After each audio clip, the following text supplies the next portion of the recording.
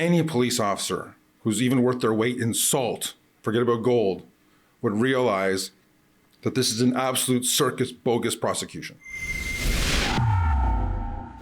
For Rebel News in Canada, Ontario, just on the west side of Ottawa, Ontario, I'm Tamara Ugolini, and I'm here at the police station for the disciplinary tribunal proceedings in the case of Detective Constable Helen Grus, who is being investigated and charged with discreditable conduct for assessing and accessing the RMS database, that's the record management system, following a string of infant deaths seen in the area after the rollout of the novel COVID-19 mRNA injections, which at that time were still in clinical trials, for her crime of probing a potential connection between the vaccine status of the parents of the babies involved in these sudden deaths. Grus has faced almost 30 days of disciplinary hearings spanning over 2 years.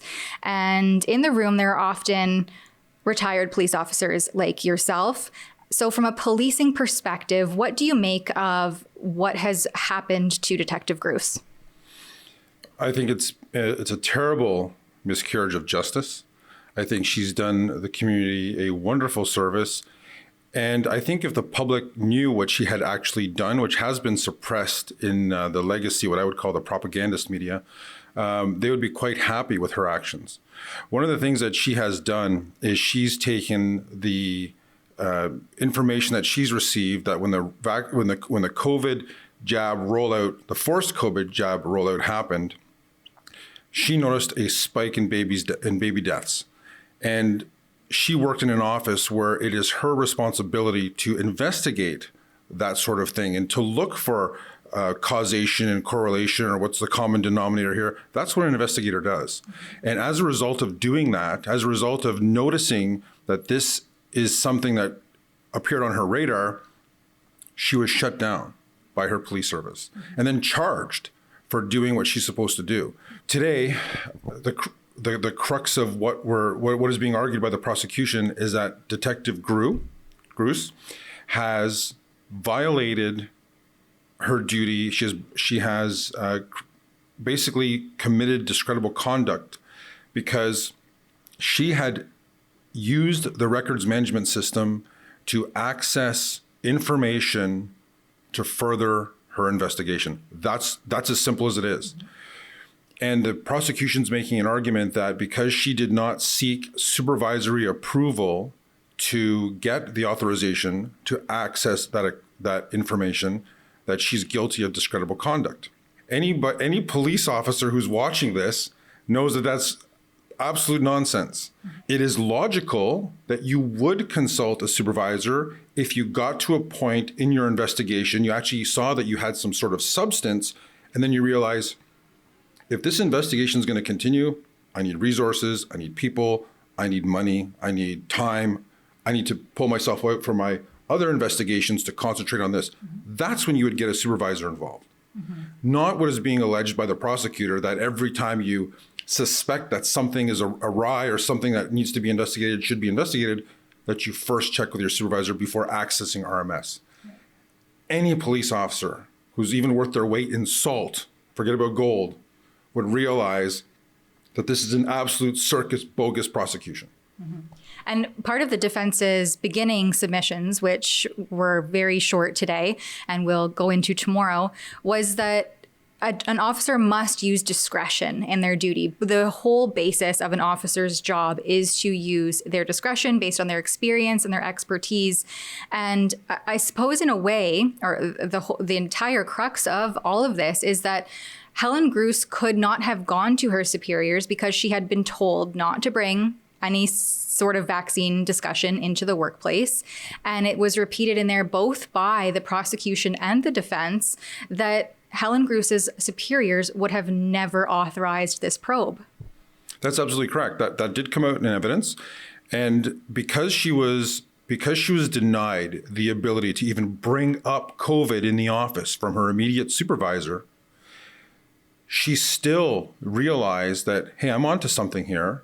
And she went to supervisors above that. She actually did follow the chain of command, because that's exactly what you do in a chain of command.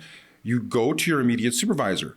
If you are not satisfied with what that immediate supervisor says, then you go to the next one. If there's a problem with that, then you go to the next one until you get a final resolution that, hey, this is where we're gonna cut this off. And she actually went to the chief of police. She went to the deputy chief of police.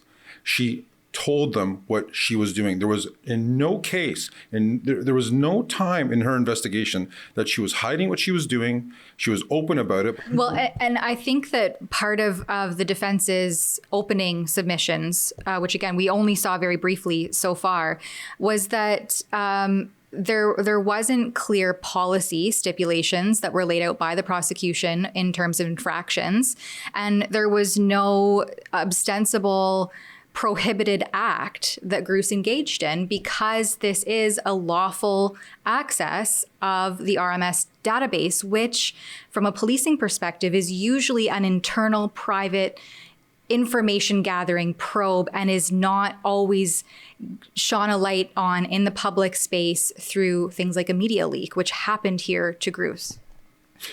She was absolutely set up with the media leak because in order to substantiate the charge, which doesn't really even apply in this case, but in the police service's best case scenario, they knew that there would have to be some sort of an argument that would be crafted to show that she had somehow put the reputation of the police service into disrepute. Mm-hmm. And in order to accomplish that, it could not happen without someone deliberately leaking the fact that she was conducting this private, confidential investigation.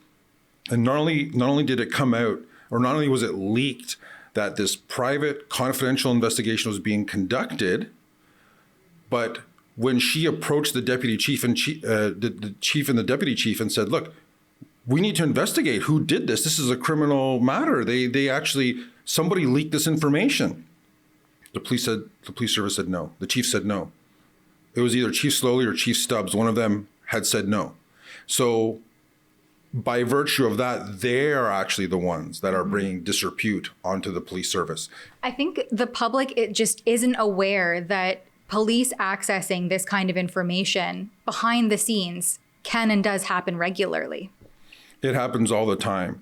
When you're out in a police car, you're in your police cruiser, you're constantly running plates, or the machine above your head is running the plates for you. One of the two things is happening, but that's constantly happening. You have no idea what information you're going to get.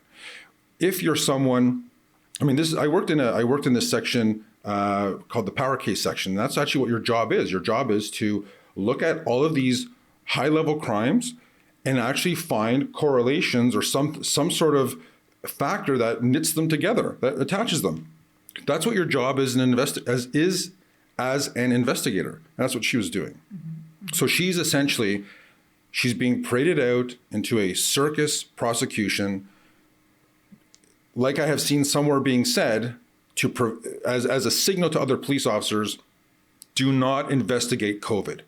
Investigate anything else. Mm-hmm. Do not touch this one. What are you hoping to see moving forward from the de facto judge, the tribunal hearing officer, Chris Wenwick?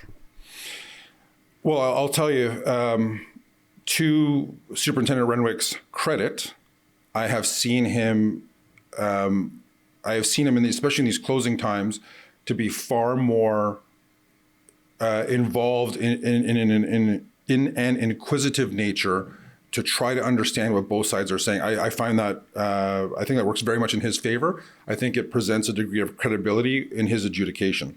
Mm-hmm. What I would like to see is justice. And there isn't a police officer anywhere that knows how policing works and is good at their job that would not recognize the sham that is going on in this trial. The only possible verdict that would be fair to Detective Grus is going to be not guilty. There are also outstanding factors. How was she treated by her police service when this happened? What is the financial burden that she has been saddled with? Because in policing, for better or for worse, there's also the Ways and Means Act. She perhaps may not be found guilty, but she has been punished financially, which affects her and her family and her time and her stress and her ability to, like, her lifestyle. Mm-hmm. And in this case, that's part of life. We'll all face some trials, fair or not fair. That's a part of life. But in this case, this is a deliberate attack on her, and it's It's a deliberate attack by her employer onto her, and that is absolutely wrong. And grossly inappropriate, I think, for such an important matter that deserves this kind of investigation. Just to wrap things up, I would like to throw to Detective Grus's Give, Send, Go page, which we will show on screen and also link in the written component of this report. So if you feel so compelled, you can support her legal fees and her battle in this matter there at Give, Send, Go. We value as a community, as a society, people who stand up for us.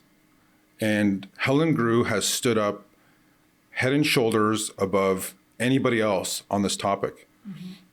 We need to support people like that. She has incurred a debt of over $400,000.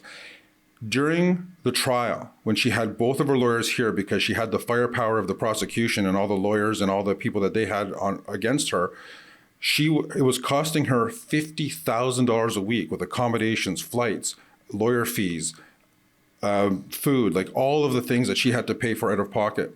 So I urge the public, if you're watching this, if you believe in the hero that she is, if you believe in heroes in our society, you need to pony up. If you appreciate that Rebel goes on the ground to the reports that matter most, please support our work and check out more at rebelfieldreports.com. That's rebelfieldreports.com.